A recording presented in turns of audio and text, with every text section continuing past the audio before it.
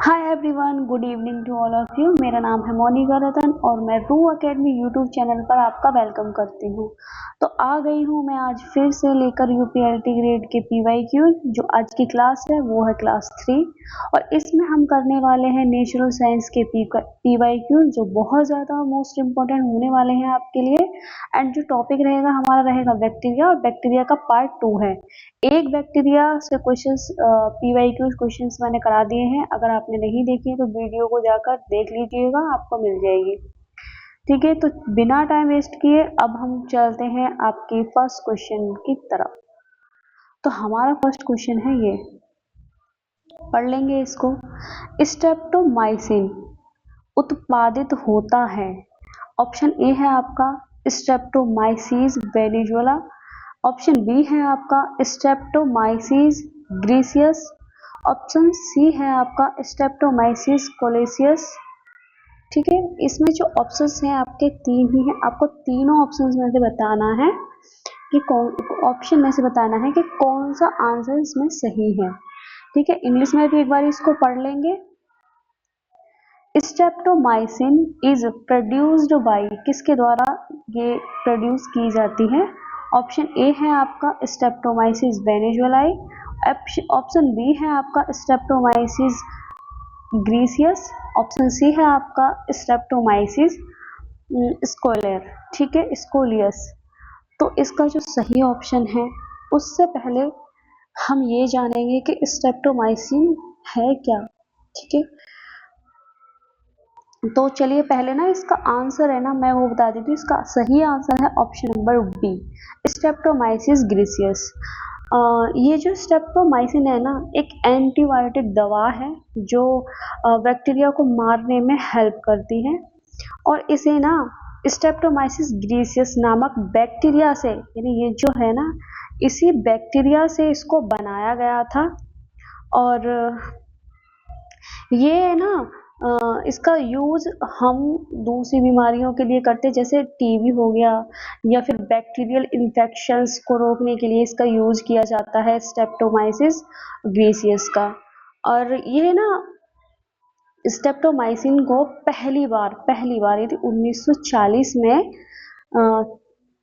खोजा गया था और तब से यह जीवन रक्षक दवाओं में गिना जाता है। यानी अभी तक इसको जीवन की रक्षा करने वाली दवाओं के रूप में भी जाना जाता है। ठीक है, चलते हैं हम नेक्स्ट क्वेश्चन की ओर। हमारा जो नेक्स्ट क्वेश्चन है ये रहा, और इसमें हमसे पूछा है इनमें से कौन सा सूक्ष्म जीव नाइट्रोजन स्थिरीकरण में महत्वपूर्ण भूमिका निभाता है। ऑप्शन अ है आपका राइजोबियम। ऑप्शन बी है आपका लैक्टोबैसिलस। ऑप्शन सी है आपका स्यूडोमोनास और ऑप्शन डी है आपका इनमें से कोई नहीं। विच of the micro organism play an important role in nitrogen fixation। Option A है आपका राइजोबियम। ऑप्शन बी है आपका लैक्टोबैसिलस। ऑप्शन सी है आपका स्यूडोमोनास एंड ऑप्शन डी है नन ऑफ दीज। तो इसका जो सही आंसर है वो आपका हो जाएगा, एक बार आप मुझे बताइए इसका सही आंसर क्या हो सकता है। इसका सही आंसर हो जाएगा very simple, rhizobium, option A. ठीक है, इसको तो हर कोई जानता होगा, नाइट्रोजन फिक्सेशन में राइजोबियम ही अपनी भूमिका निभाता है। ठीक है, नेक्स्ट क्वेश्चन, क्वेश्चन नंबर 3। निम्नलिखित में से कौन सा सहजीवी जीवाणु है। ठीक है, सहजीवी जीवाणु बताना है आपको। इन चार ऑप्शन में से कौन सा है। ऑप्शन ए है आपका नाइट्रोबैक्टर, बी है आपका नाइट्रोसोमोनास, सी है आपका राइजोबियम एंड डी है आपका clostridium. Which of the following is a symbiotic bacterium.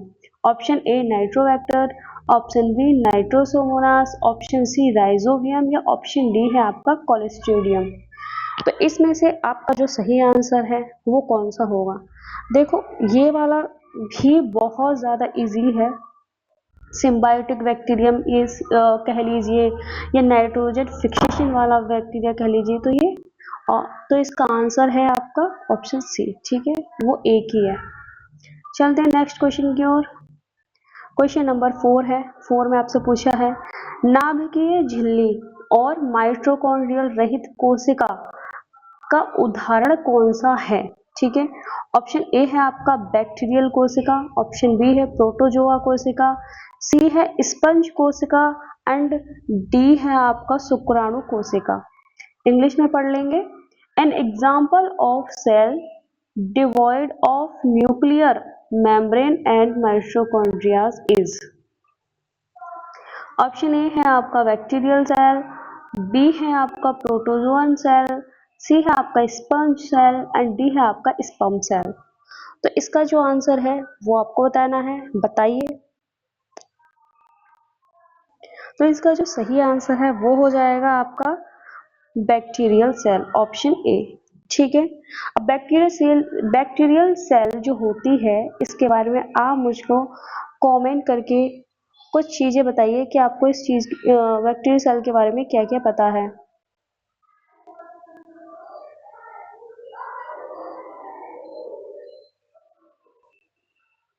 आप इसके फंक्शन बताना मुझे, ठीक है, दो फंक्शन, दो मेन फंक्शन। चलिए नेक्स्ट क्वेश्चन 5 है। 5 में हमसे पूछा गया है निम्नलिखित में से कौन सा वायरल बीमारी पालतू जानवरों में पाई जाती है? ऑप्शन ए क्षय रोग है, पीलिया है, पोलियो है या इनमें से कोई नहीं है। विच of the following viral disease found in domestic animals? Tuberculosis है आपका, जॉन्डिस है, सी पोलियो है और डी है आपका नन ऑफ दीज।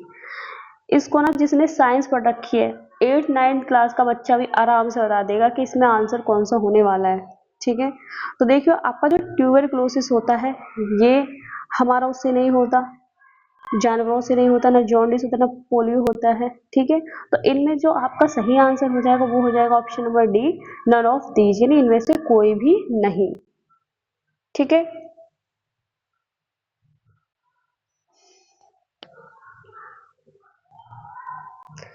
अब चलते हैं हम नेक्स्ट क्वेश्चन की ओर। एंड नेक्स्ट क्वेश्चन है हमारा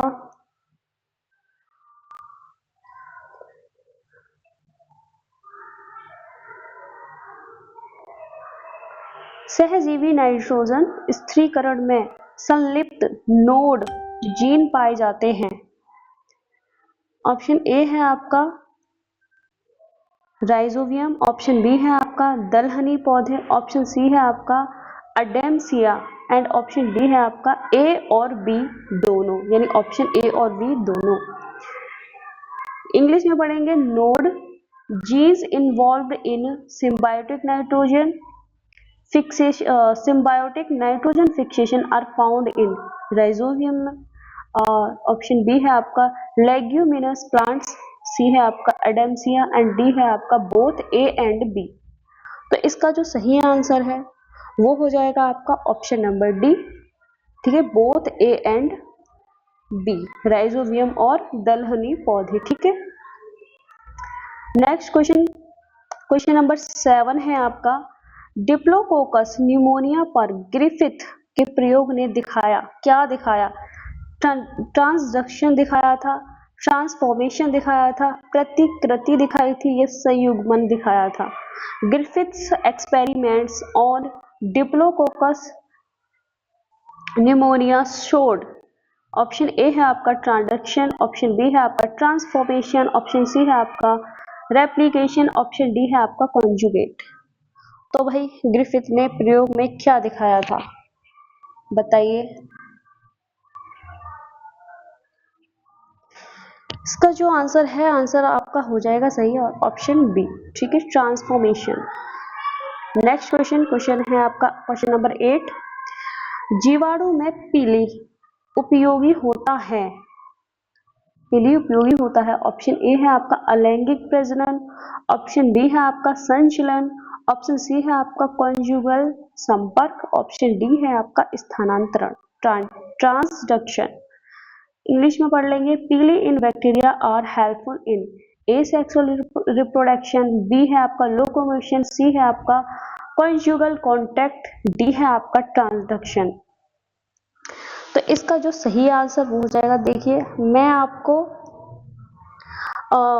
इन क्वेश्चंस के 4 ऑप्शन के बारे में कुछ भी एक्सप्लेन नहीं कर रही हूँ क्योंकि वीडियो बहुत ज़्यादा लंबी हो जाती है एंड अगर मतलब आप DSSB या किसी भी ऐसे एग्जाम्स की तैयारी कर रहे हैं तो आपको इतना तो आता ही होगा, बस आपको शायद PYQs ही देखने होंगे कि किस टाइप के PYQs हमसे पूछे गए हैं और अभी आगे पूछे जाने वाले हैं इस बेस पर, ठीक है। इसलिए अगर आप चाहोगे कि मैं चारों ऑप्शन को ही मतलब एक्सप्लेन कर दूं वीडियो में, तो आप मेरे को कमेंट करके बता सकते हैं, ठीक है, मैं कर दूंगी, देयर इज नो प्रॉब्लम, ठीक है। चलो, तो इसका जो आंसर है वो हो जाएगा आपका ऑप्शन नंबर सी, ठीक है, सी, कॉन्जुगल कॉन्टैक्ट, स्थानांतरण, सॉरी ये वाला कॉन्जुगल संपर्क वाला।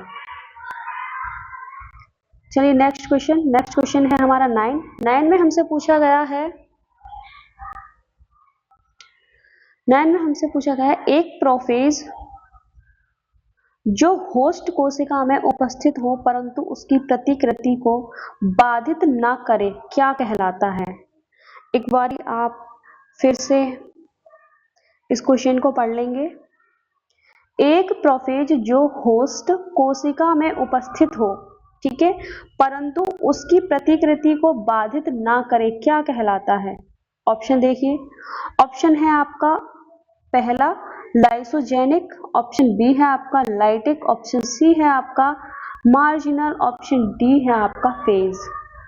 A prophase born in host cell without hampering its replication is called lysogenic, lytic, marginal या phase। क्या होगा इसका सही आंसर?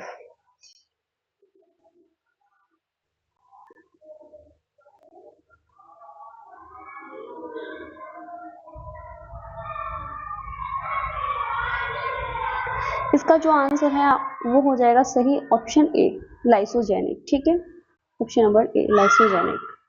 नेक्स्ट क्वेश्चन नंबर 10 में पूछा गया है ई कोलाई में लैक ओपेरोन, ठीक है, लैक ओपेरोन का वर्णन सबसे पहले किसके द्वारा किया गया था। रॉबर्टसन के द्वारा किया गया था, वॉटसन एंड क्रिक के द्वारा किया गया था, जैकब और मोनोड के द्वारा किया गया था, या क्रेन्स और टेलर के द्वारा किया गया था, ठीक है। Lac operon in E coli was first described by Robertson, Watson and Crick, option C है आपका Jacob and Monod, option D है आपका क्रेन्स एंड टायलर। तो इसका जो सही आंसर है वो आपको बताना है, एंड इसका जो सही आंसर वो हो जाएगा आपका option number C, Jacob and Monod, ठीक है। इन्होंने सबसे पहले इकोलाई में मतलब इकोलाई बैक्टीरिया में लैक ओपेरन का वर्णन किया था, ठीक है।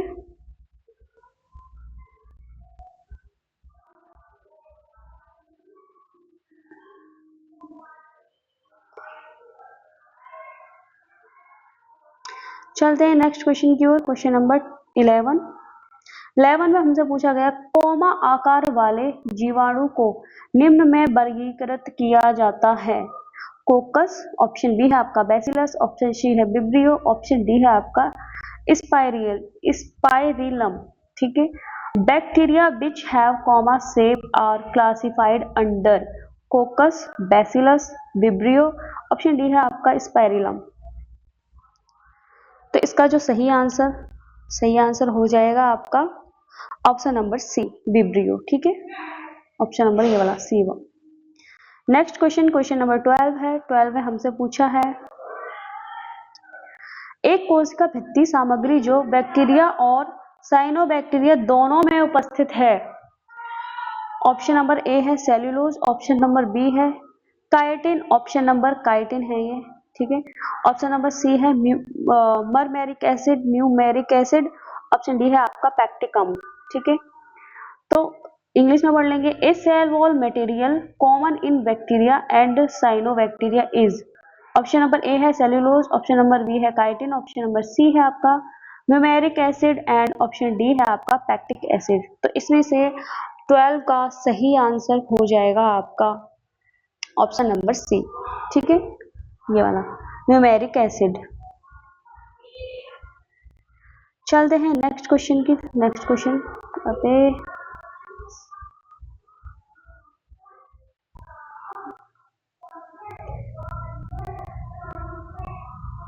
लिब्रियो 12 एंड 13। अच्छा, खत्म हो चुका है आपका।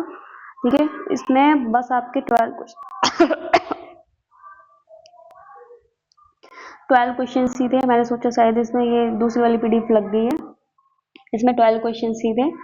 ठीक है, मिलते हैं नेक्स्ट वीडियो में। तब तक आप अपना ख्याल रखिए, अपनी फैमिली का ख्याल रखिए, और हाँ, प्लीज अपनी फैमिली को जरूर प्यार कीजिएगा। Okay, bye.